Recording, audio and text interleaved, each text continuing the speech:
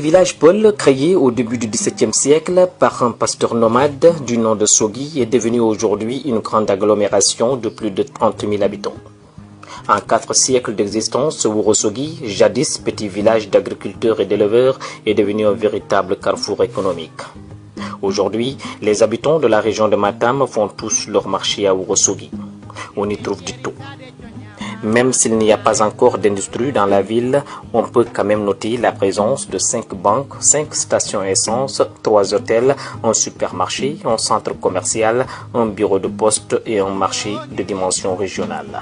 À Ourossogui, on retrouve aussi des services d'État, tels que l'hôpital régional, le service d'élevage, la Sonatel, premier opérateur de téléphone au Sénégal, une brigade de gendarmerie, un camp militaire et une gare routière.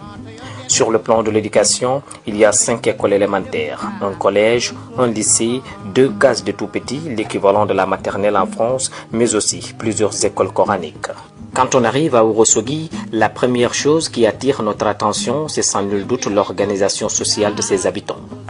La population est en effet divisée en 6 groupes, l'équivalent des tribus chez les Arabes.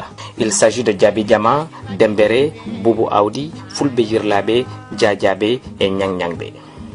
Parmi ces 6 groupes, 3 seulement peuvent prétendre au trône de chef coutumier.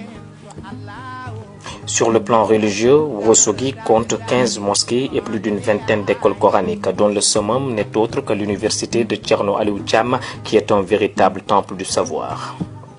Sur le plan sportif, Ourossogui compte un stade de football construit en 1996. En son annexe, on retrouve un terrain d'handball et 2 terrains de basketball.